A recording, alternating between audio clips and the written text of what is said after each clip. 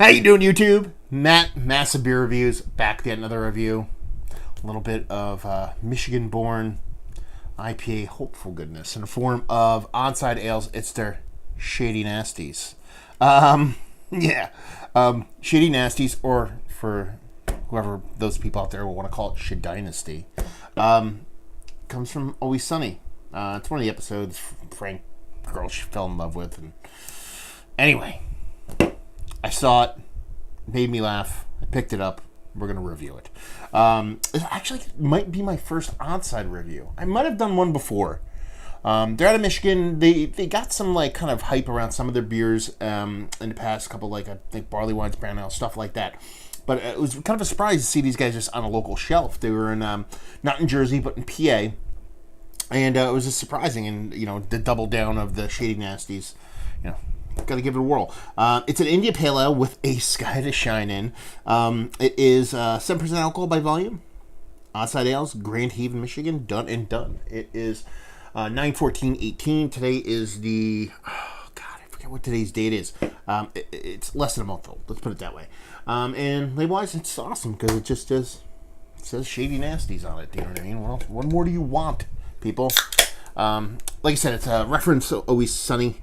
Sometimes these references to shows and stuff like that can come off a little bit hokey, but I don't know. Just someone have the cojones to call a beer Shady Nasties just kind of turns me on. What do we have there? We got a rich, creamy, not really, I'm lying to you.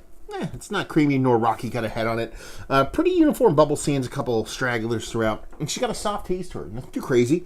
Kind of an old school, not super generated, manufactured, turbid, crazy haze. Kind of like just a regular, unfiltered kind of haziness to her. So she looks the part of a hazy IPA.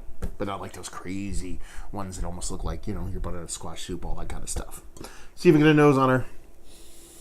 Ooh, that smells quite nice.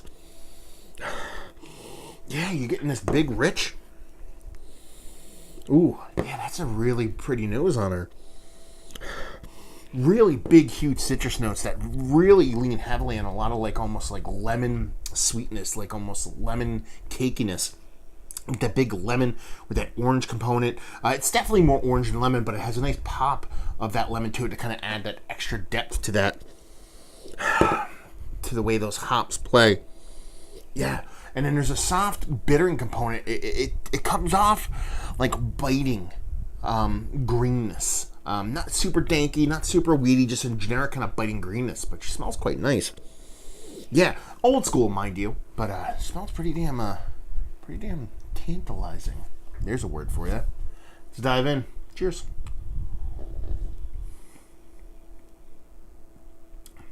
Yeah, that's a super tasty beer. That's what that is. I mean, you're getting that big orange component. Definitely more orange-esque than that lemon thing I was talking about on the nose, but it's still kind of there. So it's running the gamut of your citrus fruits, leaving heavily on the orange. Get a little bit of lemon in there. You get a decent amount of grapefruit actually now in the taste. And there's a nice bittering component that goes along with that kind of sweet, fruity kind of hoppiness. So you're getting that pithiness, you're getting that roundiness, all those bits and pieces. And you get that striking kind of biting, generic greenness that kind of balances off a bunch of that sweetness. It's definitely more sweeter than bitter, but there's enough there to not let you kind of just lean heavily in one direction. Nice mouthfeel to it, nothing too crazy.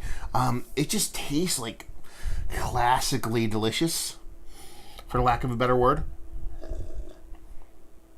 or better phrase, is that it just tastes like an old school brewer tried to make a not super hazy New England style IPA, but their version of a kind of unfiltered, tasty citrus leaning IPA, and they pulled it off pretty damn tasty. This is really delicious stuff. I mean, it is 7 and change, like I said, right? 7 on the nose. I want this beer to be more like 5%.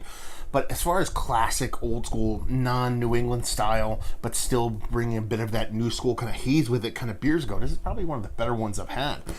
Comes in a 12-ounce can, comes in a 6-pack, and I think it was like $13 after taxes and everything, that's not too shabby. I can get on that train all day long. So yeah, really tasty stuff. Let's talk about it. I mean, it's covered, done and done. It's not complex by any means. Just piles of citrus with that nice soft biting. I guess it said soft biting kind of sharp green bitterness. And a nice, pleasing mouthfeel in a super tight and tidy package is one of the better IPAs I've had as of late. Definitely worthy of being in a conversation. Again, it's not, you know what I mean, the new school. And I probably do lean a little bit heavily on the new school as far as my favoritisms go. But this one is just hitting the spot. Maybe it's just where I am right now. About to watch the Yankees beat the Red Sox, so maybe I'm just a little bit giddy. But yeah, I think it's pretty damn tasty. Value and availability, like I said, picked it up off the shelf. Paid $13 for a 6-pack, sold, and leave you with, if you like what we like this beer. If you like a bittering, a balance with your kind of sweetness, even though it is leaning a little bit sweeter. So it's giving you a lot of these new school vibes, a lot of old school tendencies. So if that's kind of where your loyalties lie on both sides of the tracks, this is going to do it for you, because it's a damn tasty beer made really well. And yeah, Shady Nasties. Come on now. So there you go.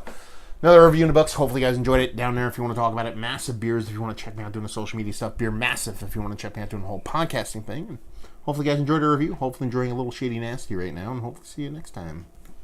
Cheers.